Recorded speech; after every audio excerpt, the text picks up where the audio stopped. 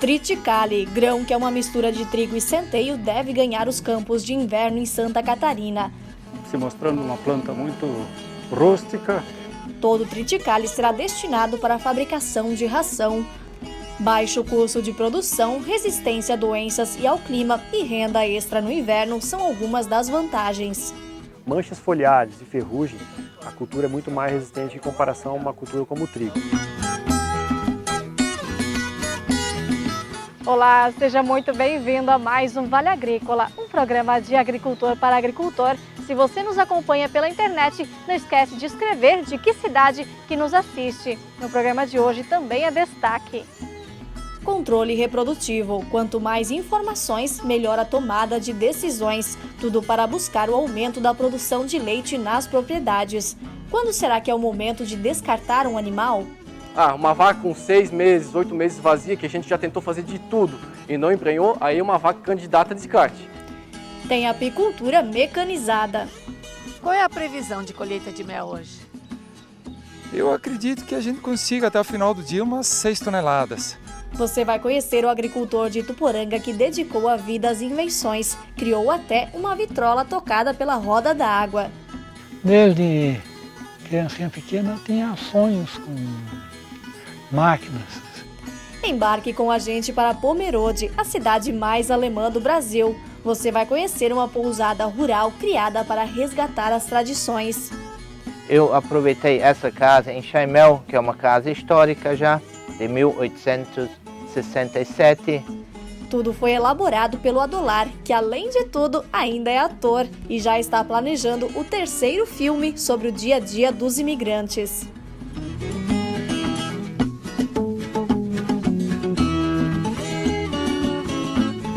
E tem cuca alemã em dose dupla, morango com chocolate e castanha em nozes com nata.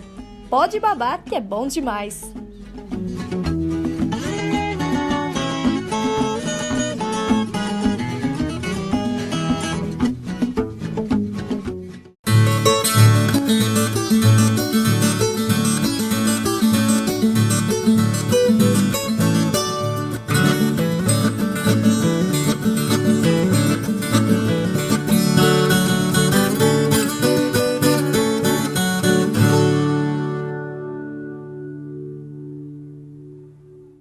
Quando um pecuarista busca aumentar a produção de leite, vários fatores podem ser importantes, mas um dos mais é o controle reprodutivo. É preciso saber as informações sobre cada animal para daí tomar decisões. E olha, tem umas que não são fáceis não.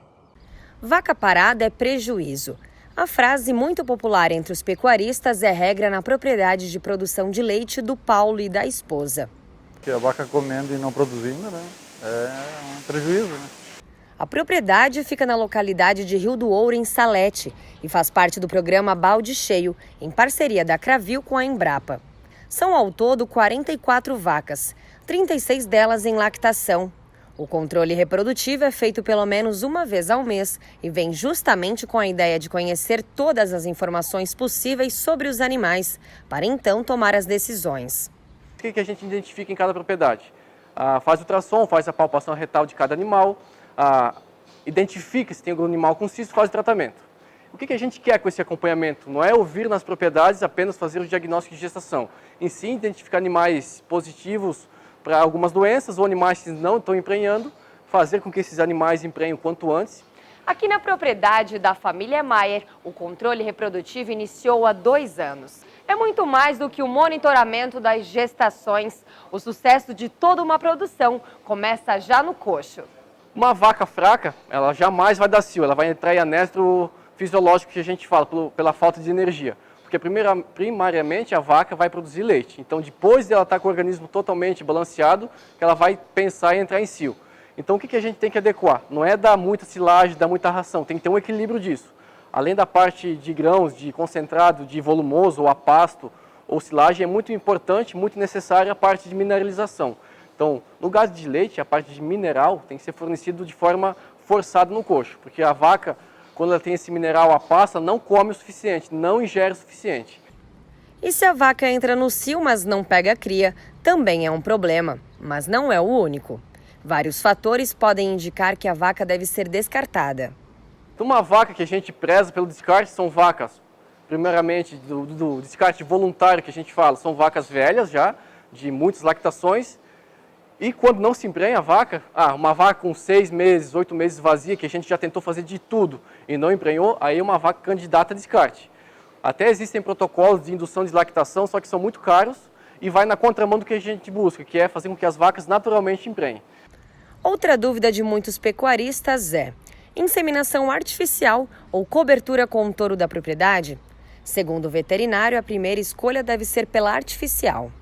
Que o sêmen que vem de uma central é de um touro melhorado, então ele tem características muito superiores de um touro de propriedade, só que tem animais que não emprenham com inseminação, tem que usar o touro como repasse. Então o ideal num cenário espetacular seria inseminar muitas vacas e as vacas repasse com dificuldade de emprenhar, colocar num touro. Lembrando que tem que ser um touro com exame de brucelose e tuberculose negativa, um touro com andrológico positivo, que é o sêmen de alta qualidade, para poder então emprenhar essas vacas que não são fáceis de conceber com a inseminação. O trabalho para se ter uma boa vaca começa cedo. Primeiro é preciso ter uma boa novilha. Cuidados com a higiene sanitária do ambiente e a vacinação e vermifugação do animal também fazem parte do sucesso reprodutivo. Então, uma vaca de leite, ela tem que ser vermifugada 2 vezes ao ano, pelo menos. Em desafios maiores, 3 a 4 vezes, mas 2 vezes é o mínimo necessário. Porque uma vaca que não tem uma dieta adequada, uma sanidade adequada, ela vai ter uma imunidade menor e dessa forma ela não vai entrar em cio. E se entrar em cio, às vezes é um cio que não segue uma ovulação, ela não concebe, ela repete cio com intervalos irregulares e dessa forma prejuízo ainda maior para o produtor. Esse prejuízo tem números que podem ser bem amargos, principalmente nas pequenas propriedades rurais. Uma vaca com média de 25 litros mês, um mês a mais que ela ficou vazia depois dos seus 80 dias pós-parto, ela já começa a ter um prejuízo de R$700 por mês. Então imagina, em um ano isso dá muito dinheiro. Então a gente sempre quer, na verdade, inseminar essa vaca, ou colocar num touro até 80 dias pós-parto. A gente sabe que esse é o desafio. Bom se fosse toda vaca emprenhasse até 80 dias, né? Tem vacas que dão muito leite, entram em pico de lactação e não dão mais cio. Então a gente busca, ao menos, inseminar essas vacas com até 100 dias. O desafio maior é emprenhar as vacas de alta produção no curto período de tempo, no pós-parto. Melhorou bastante, né? Porque eu tinha vaca aí com 3, 4 cios e não estava ficando, né? Então ele vem e vê se tem cisto ou outra coisa, né? Fizemos o tratamento, então encurtar o tempo de vaca seca, né? Porque senão é prejuízo, né?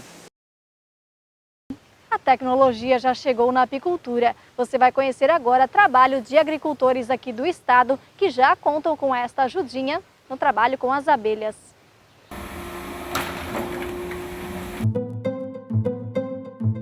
A atividade movimenta a economia catarinense, gera renda para a agricultura familiar, trabalho no campo, nas indústrias, fortalece as exportações. Estamos falando do mel, esse doce negócio que só tem dado reconhecimento ao setor produtivo. Afinal, Santa Catarina não só obtém a mais alta produtividade do Brasil, como também é referência em qualidade do mel. Mas o papel das abelhas vai muito além da produção. A mais importante contribuição está no trabalho de polinização, que gera impacto no ganho de produtividade em muitas culturas, especialmente a maçã. São 315 mil colmeias existentes no território catarinense, 45 mil delas alugadas para polinizar macieiras. O crescimento da apicultura no estado pode ser explicado pelas condições de clima e riqueza de floradas, pelo capricho e qualificação profissional dos apicultores e ainda por conta do trabalho forte da assistência técnica da EPAGRE junto aos apicultores. Aqui nós estamos num verdadeiro condomínio de abelhas e é de lugares como este que vem a qualidade do mel. Por diversas vezes, Santa Catarina conquistou o prêmio de melhor mel do mundo. Tudo isso é fruto de muito trabalho, dedicação e capricho dos apicultores e uso de modernas tecnologias. Hoje nós vamos conhecer a mecanização na apicultura. Estamos no município de Caibi, no extremo oeste catarinense. O que estamos vendo é um modelo de apicultura muito praticado na Argentina e Estados Unidos, a mecanização no processo produtivo do mel. Um trabalho inovador feito pela Sulmel, empresa tradicional no ramo da apicultura. Hoje, dia de campo, dia de coleta de mel. Estamos preparados para tirar mel. Muito mel vão tirar hoje? Bastante, bastante. Vai ser um dia bem produtivo, estamos com uma equipe preparada, a postos para uma boa retirada. E qual é a previsão de colheita de mel hoje? Eu acredito que a gente consiga até o final do dia umas 6 toneladas. São 2.700 colmeias. A produção ultrapassa 100 toneladas de mel por ano. Índices como 45 quilos de mel por colmeia a cada safra são rotineiros para a empresa, que investe forte em tecnologia. Como é que funciona esse sistema de produção de mel? Esse sistema facilita a apicultura migratória. Hoje nós temos as abelhas na região de Ponte Serrada, Passos Maia e Água Doce. A gente deixa as abelhas até elas se tornarem na condição de abelhas campeiras, abelhas fortes, e todas em estrados. Cada estrado contém 4 colmeias e cada uma com saída diferente no estrado. Quando chega na época de migrar, a gente carrega os estrados e só coloca as melgueiras aqui na flor da uva Japão. A Sulmel vem fazendo isso já há 3 anos e vem dando resultados muito positivos. Tanto é que dá para ver os apiários com uma quantidade assim grande de colmeias, né, em torno de 400 colmeias, e todas praticamente com alta produtividade. Isso nos gratifica como na atividade, porque demorou para a gente chegar até aqui, sabe? Foi muito tempo de pesquisa, muito tempo de teste, muitas experiências foram feitas e hoje, graças a Deus, a gente domina esse tipo de atividade. Além de oferecer conforto para quem produz, a mecanização agiliza o trabalho e garante maior segurança no processo de produção. Nós adquirimos um veículo que tem capacidade de transporte de 280 colmeias por viagem. Adquirimos um trator que atende às necessidades. Enfim, hoje dá para se dizer que está dando certo, funcionou. A gente foi adaptando, foi ajustando, até que enfim agora a coisa tá funcionando mesmo. Depois que as melgueiras são recolhidas dos apiários, elas vêm para a unidade de centrifugação.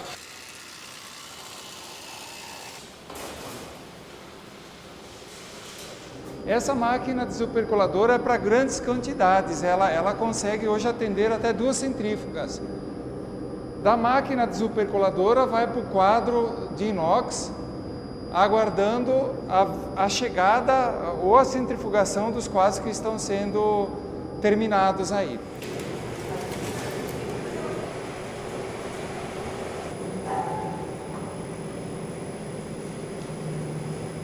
José, como é que você avalia a apicultura atualmente? Olha, a gente vem percebendo que nos últimos 3 anos vem evoluindo bem. A gente está vendo o pessoal bastante interessado, bastante informação que vem até o apicultor através da IPAGRE, através de outros órgãos, que faz com que a produtividade aumente, a motivação aumente e o resultado acaba sendo melhor.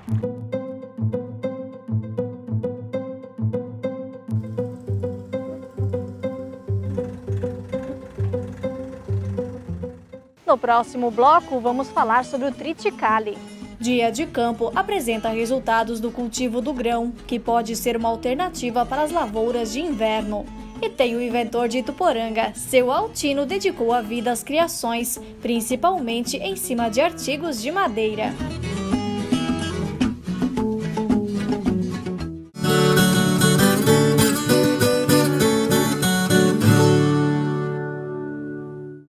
Desde muito cedo, diariamente, a fartura que chega à nossa mesa é o resultado de uma perfeita combinação. O trabalho do homem do campo e a excelência em nutrição animal das rações Cravil. Produtos desenvolvidos com ingredientes selecionados do campo, alta tecnologia e experiência de mais de 40 anos de quem se preocupa com o resultado final. Um plantel produtivo e saudável. Rações Cravil. Tecnologia conquistando resultados.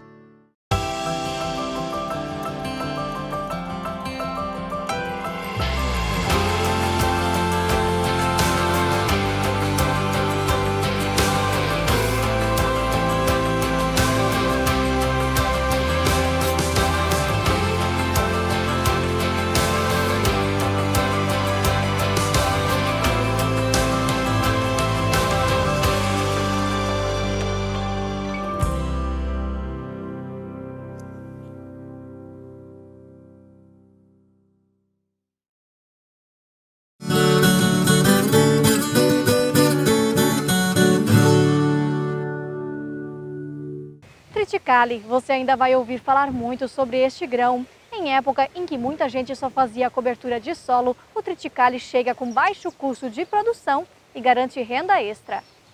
Na localidade de Ribeirão Quindem, em Trombudo Central, o tom de verde chama a atenção.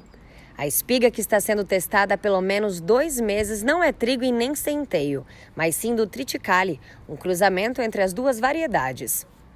Há alguns anos, produtores e empresas começaram a apostar no trigo como cultura de inverno, mas o clima sempre foi vilão. Com isso, as lavouras não conseguiam entregar a qualidade exigida pela indústria. O triticale chega como uma aposta promissora, justamente pela rusticidade. Seu Rubens é o dono desta lavoura. São 30 hectares do grão. Nossa equipe esteve aqui no dia 23 de julho, quando as plantas ainda estavam bem pequenas. Desde lá, o triticale se desenvolveu bem. Se mostrando uma planta muito rústica, praticamente doença muito pouco, está aparecendo só no final agora alguma doencinha, mas no vegetativo da planta não tinha. Até a data de hoje, nós estamos com 90 dias de ciclo, que a gente observou. Manchas foliares e ferrugem, a cultura é muito mais resistente em comparação a uma cultura como o trigo. As doenças de espiga, aí a gente vê um comportamento muito parecido com o trigo, muito dependente de fungicida e time de aplicação no momento correto. Pragas, a gente teve uma incidência de pulgão que foi facilmente controlado durante o ciclo.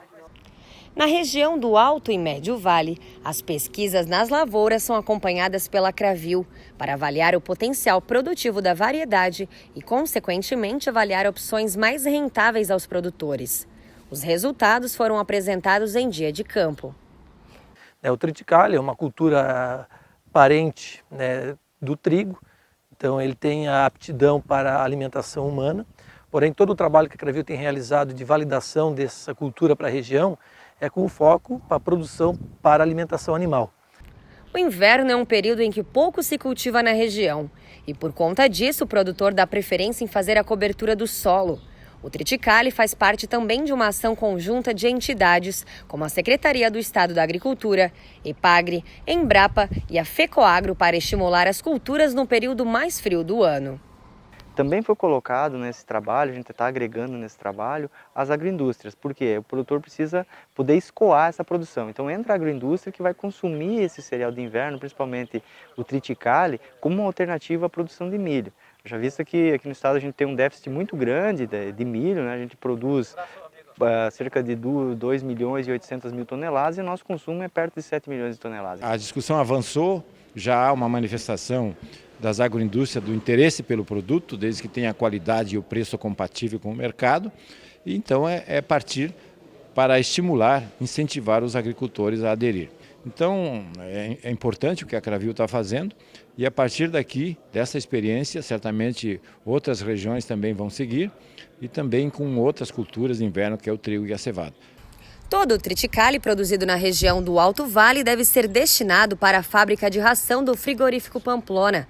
Por enquanto, nenhuma das áreas de teste foi colhida, mas já é possível perceber que o grão atende aos requisitos básicos para ganhar espaço nas lavouras de inverno. Tem se comportado muito bem frente a um custo de produção comparado com outros cereais de inverno menor, tem se comportado muito bem e isso faz com que o produtor já comece a despertar um grande interesse no plantio para a próxima safra.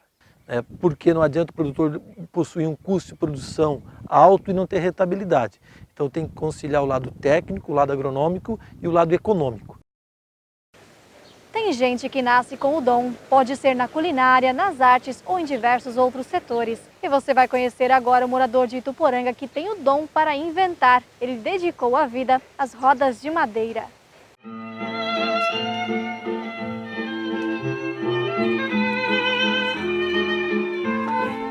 Não tem música que combine mais com este lugar. As valsas do ícone de outros tempos, Antenógenes da Silva, dão ritmo aos dias do seu Altino Bezerra, de 86 anos, morador do Rio Bonito, em Ituporanga.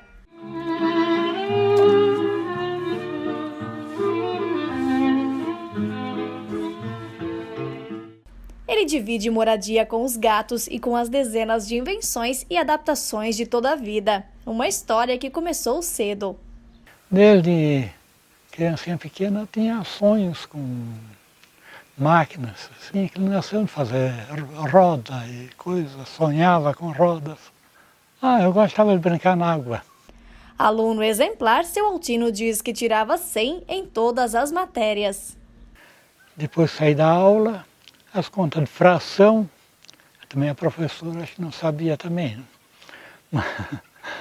Eu peguei o livro e estudei um tanto ali, fiz as contas de fração e relação entre o diâmetro e circunferência, tudo aprendi ali. Apenas um livro que eu peguei. Com apenas um livro de matemática, o agricultor descobriu o que precisava para colocar as ideias em prática. Como toda criança que gosta de fazer seus próprios brinquedos, seu Altino fazia carrinhos de rolimã e rodas da água. Com 19 anos fui para o exército, lá tive 9 meses. Mas bem que tirei o diploma de conduta exemplar. Eu pertencia ao 5º pelotão. Ao voltar do exército, seu Altino casou, teve filhos e as invenções que antes eram brincadeira passaram a ser o ganha-pão. Atrás de casa, em 1957, ele criou esta oficina, onde todos os equipamentos são tocados pela força da água. Trabalhava uma coisa ou noutra e fazia serviço por fora, aí, conserto de engenho de farinha, engenho de serraria. Fiz bastante madeira de carroça. Fazia madeira, ferro, vendia para o ferreiro é que fazia o resto. Em tempos dos engenhos, o trabalho dele era fundamental. Era o inventor que fazia as gigantes rodas da água. As rodas de carroça, meio de transporte da época, também passavam pela oficina. E com a arte da madeira, ele criou até esta engrenagem para uma betoneira. Só ler, escrever e essas coisas aí, aprendi com a professora, mas aqui eu fiz tudo por minha conta. Rodas adentadas, isso aí não pedi explicação de ninguém. Fiz alguma, mas todas funcionaram bem. Morando na terra da cebola, seu Altino fabricava máquinas para classificar a hortaliça. O que não se conforma é não ter conseguido criar uma máquina que cortasse o talo adequadamente, coisa que hoje já existe. Tinha que fazer sem ferro, né? Sem ferro não, que o ferro não encostasse na cebola, né? Para não ferir a cebola. Eu fiz de maneira macia, mas alisava e daí não tinha tração para o talo da cebola, mas cortava perfeito. Uma das invenções do aposentado que mais fez sucesso na comunidade foi a vitrola tocada à água. A vitrola eu tinha comprado ela de um vizinho aqui no ano 1955. 57 por aí, 56, 57, apareceu o disco LP. Né? Daí a rotação era outra, 33 1/3 por minuto. E a vitrola dava lá de 50 a 80, 90. Aí não dava. Né? Mas aí eu tirei a corda fora, que é a corda, como corda de relógio e despertador, só é grande. Né? Aquilo eu tirei fora, eu já tinha olhado, tinha lugar de botar a polia no eixo, de fazer tocar da água. Aí fiz uma roda d'água de 50 centímetros de diâmetro, isso assim, com polia e coisa, e botei, trabalhei uma noite até madrugada, aí funcionou. A inauguração na época foi com um LP de Pedro Vargas. Acuérdate de Acapulco, de aquellas noches, María bonita, María del alma. Pela praticidade, hoje a coleção de LPs de época é reproduzida no toca-discos. Se inspira novas criações? Quem sabe? Coisas aí que eu tinha, que saiu no comércio, eu já tinha tido ideia como fazer.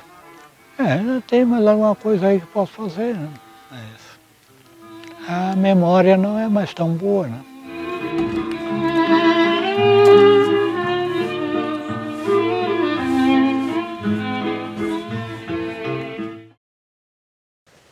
E no próximo bloco tem uma viagem cultural e gastronômica a Pomerode. Você vai conhecer o mundo antigo e a figura que está por trás de todo este resgate da cultura alemã. O Adolar é quem fez toda a estrutura com as próprias mãos e, além de tudo, ainda tem o talento para atuar. Ele é o principal personagem de um filme que já chega à 3ª edição. E tem receita alemã, cuca em dose dupla. Serão 2 recheios, de morango com chocolate e de castanha em nozes com nata. Fique aí que daqui a pouco a gente volta com todos os segredos.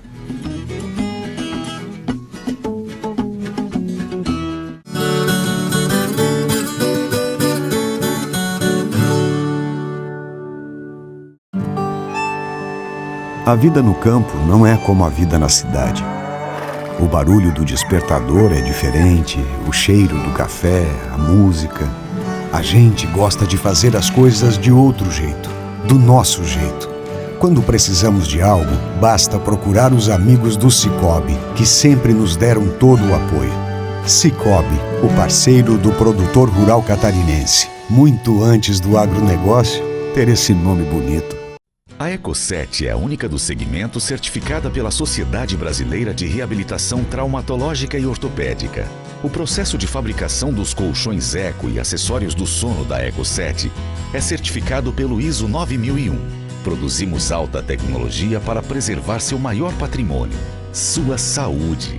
Diga sim à vida, conforto e cuidados com sua saúde e bem-estar. Colchões Eco7, sinônimo de longevidade.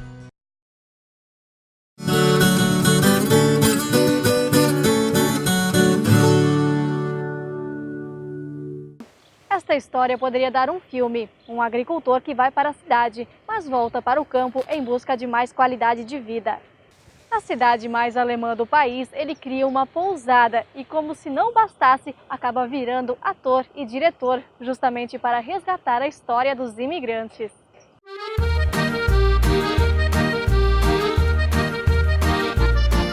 A cena é da localidade de Ribeirão Hert, interior de Pomerode, mas bem que poderia ser algum cantinho da Alemanha. A pousada rural Mundo Antigo é um verdadeiro cenário de filme.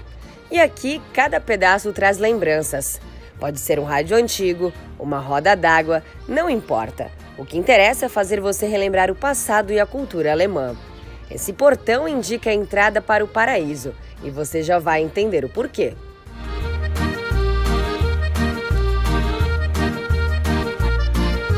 Por aqui a intenção é realmente resgatar a cultura alemã. São 8 chalés construídos no estilo Enxaimel. E olhando assim, sinceramente, difícil escolher qual o cenário mais bonito. Mas para chegar até esse ponto, muita coragem e esforço foram necessários. O Adolar sabe bem. Filho de agricultores, saiu da roça para trabalhar na cidade. voltou para ser vacinador, na época contra a febre aftosa. Com o controle da doença, após alguns anos, a equipe ganhou uma viagem para Gramado, onde ele se inspirou. Quando nós estávamos quase de volta, aqui perto de Rio do Sul, aí então eu já comecei a comentar sobre o meu projeto. Aí então o pessoal até começou a rir da minha cara. Era complicado conseguir mudar a cabeça dos meus pais, dizendo que eu ia precisar de propriedade para receber turismo e tudo mais. Era bem complicado, mas com o tempo eu consegui fazer a cabeça deles e não levou bem 2 anos depois eu já estava inaugurando a minha pousada. Quem vê a pousada assim, hoje com quase 60 leitos, cheia de detalhes encantadores em meio às pedras e à natureza, nem consegue imaginar a dificuldade que o Adolar teve na época. A gente começou praticamente do zero. O que nós utilizamos hoje para restaurante era a nossa moradia. Eu aproveitei essa casa em Chaimel, que é uma casa histórica já, de 1867. Aí então utilizei isso, restaurei ela. Tirei ela do local, restaurei ela para servir para restaurante. Em compensação, eu fiz uma casa nova para os meus pais. Todos os chalés foram feitos pelo Adolar. E o mais interessante é o resgate da cultura alemã e os costumes de antigamente. Pontos históricos que aqui poderão ser relembrados de forma inusitada, como é o caso da roda d'água, da tafona. Toda a energia da pousada é feita de forma natural aqui mesmo. O forno no próprio barro, exatamente como era antigamente. Então é uma propriedade bem original da época, onde a gente tem a lavação na beira do rio, o banheiro, a patente como era na época, engenho de açúcar, polandeiras, tocada a boi. E as atrações não acabam por aí. Uma igreja com capacidade para até 80 pessoas foi inaugurada recentemente no alto do morro, com vista para a pousada. Tudo para atender de forma mais completa os visitantes que, por que não, decidirem casar aqui. Onde pretendemos fazer os casamentos e também outras atividades sim, que seriam possíveis, né? Receber grupos religiosos e demais, né? A criatividade corre pelas veias do Adolar. Já deu para ver que ele não sossega, certo? Então deixa eu te contar que ele também é ator e diretor de um filme. Acredite, a primeira das produções, lançada em 2015, já tem quase 1 milhão de visualizações no YouTube. O Adolar interpreta o Fritz, um personagem cheio de trapalhadas, e o título não poderia ser diferente. Antigamente era assim. Eu quero um corte bem bonito. Eu quero arrumar um namorado. Só esta parte aqui que está olhando para o lado de fora. Só o que sobra. Só o que sobra. Vamos fazer? Onde eu estou mostrando algo da Segunda Guerra Mundial, ou tudo os acontecimentos que aconteciam na época, não mostrei as piores coisas, tá? E joguei umas comédias no meio para ser atraente o filme. O que o senhor deseja? O meu mãe mandou eu comprar um óculos aqui na casa do Flor. Vou dar uma olhada nesse óculos aqui, se tu consegue enxergar. Eu já trouxe um negócio junto, um livro para você ler aqui. Consegue ler alguma coisa? Não. Com esse óculos não. Acho que tem que ser mais forte. Mais forte? Então eu vou pegar mais outro óculos. Consegue ler agora alguma coisa? Também não. Nada. Tem que ser... Consegue ler agora? Não, nada. O senhor, por acaso, foi na escola e aprendeu a ler? Não. E olha aí, até o carro movido a gasogênio que a gente mostrou aqui no programa há algumas semanas aparece na gravação.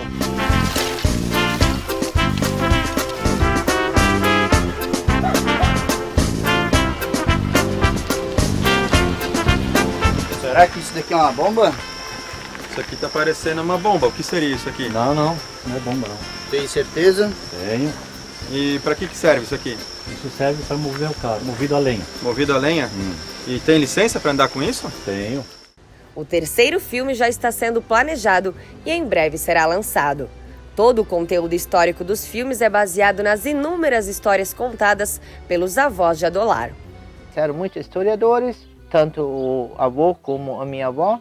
Ela me contava todas as histórias da imigração, o que eles passavam na época no navio, quando eles vieram para cá, ou quando tinha gente que se retornava.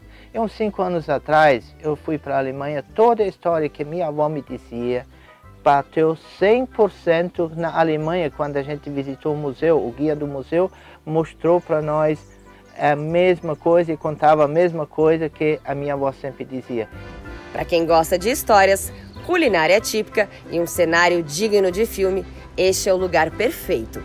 Mundo Antigo, um cantinho alemão em terras brasileiras. Eu sou a 4ª geração, eu tenho bastante sotaque ainda. E eu acho que também a gente construiu a forma em Chemel, da forma como todos os imigrantes que vinham na época faziam as casas em Chemel. Então hoje eu digo assim, a gente tem uma propriedade histórica, cartão postal de Pomerode.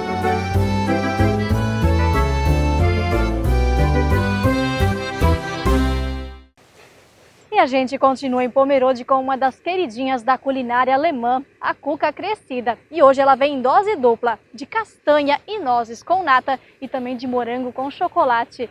Difícil vai ser escolher qual a preferida.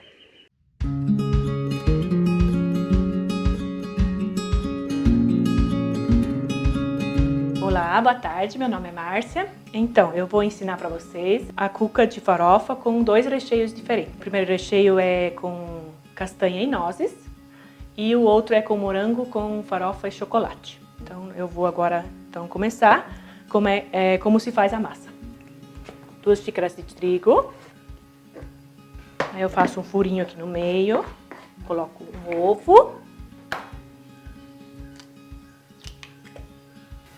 Aí eu boto manteiga, essa colher de banha, meia xícara de açúcar, raspa de limão também eu coloco na massa, né?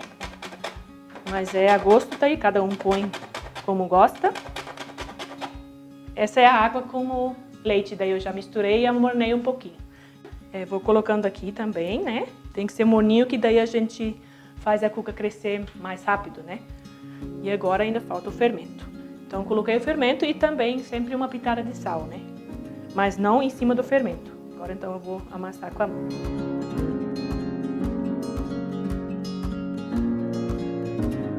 Eu vou acrescentar mais um pouquinho de trigo. Ela tem que ficar parecido com quase com uma borracha, né? Que fica mais pesado. Fica pesado na mão, você vai sentir, ó. Agora ficou ótimo. Esse é o ponto, ó. Ela vem junto praticamente, né? Ó. Então você bate ela bem agora. Pode bater bastante aqui, pra soltar a bolha. Ó, pra ver que ela juntou bem, né? Fica um puxa assim, ó. Tá vendo? Tá vendo que antes era muito mole? Agora a gente vai deixar ela descansar até ela praticamente dobrar de volume. Isso vai levar mais ou menos para ela dobrar de volume 1 hora. E no inverno é bom você colocar num lugar quente, morninho. Isso é bem interessante. Antigamente eu lembro da minha mãe fazendo aqui, que eles botavam na cama debaixo da coberta de pena, no inverno para ficar quente. Bem interessante isso. Para fazer a farofa para uma receita de massa, é só colocar na bacia todos os ingredientes: a manteiga, a banha, o açúcar, o trigo e as especiarias a gosto, como canela, noz moscada e raspas de limão. Então agora é só misturar.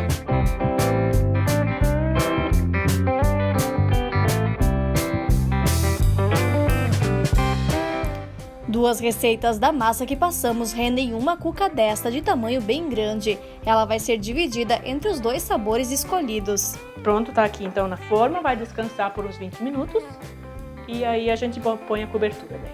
Então a massa tá prontinha aqui, né? Agora a gente vai colocar o recheio então. Aqui eu tenho os morangos, daí eu vou colocar, tem uma caixa de morango aqui, vou colocar 2 colheres de açúcar, misturo um pouquinho e aí já colocar por cima.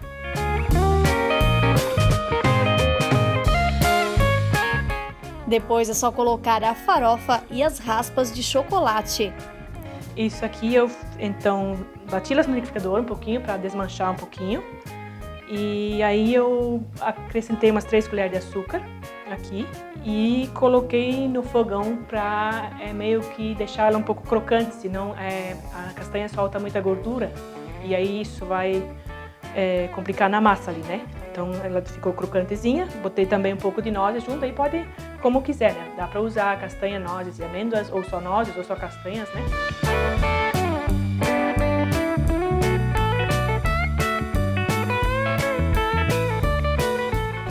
Eu vou iniciar, então, levar ela para o forno agora e vou iniciar o calor em 250 graus, né? Já aqueci o forno, não está bem em 250, mas eu vou iniciar em 250 porque ela é uma cuca mais pesada, então ela precisa de mais calor no início. Depois eu vou abaixar para 200. Então ela vai levar uns meia hora, acho que. Normal, numa cuca é 20 minutos só com farofa. Mas como tem, né? Tem ingredientes, então tem que deixar um pouco mais seco. Quando a cuca estiver quase assada, é só espalhar a mistura de nata, açúcar e canela. É ela que vai garantir a cremosidade ao sabor de castanha e nozes. Mais 5 minutinhos no forno e os 2 sabores de cuca estão prontos.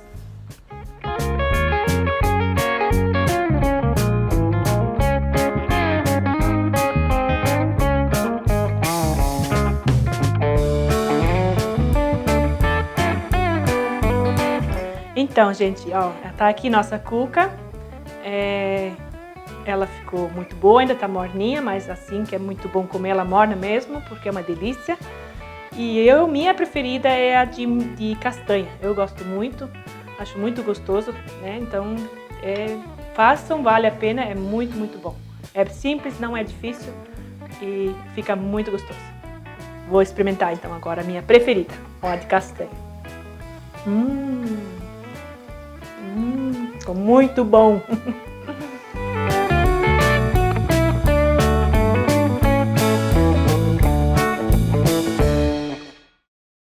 Lindas de ver e deliciosas de comer. Lembrando que a gente passou os ingredientes de uma cuca para um sabor. Se você quiser fazer as duas, tem que dobrar os ingredientes. E daí, escolha a sua preferida. É isso, o Vale Agrícola termina aqui. Aproveite a sua folga e tenha uma semana produtiva de trabalho. A gente se vê no sábado que vem. Até lá!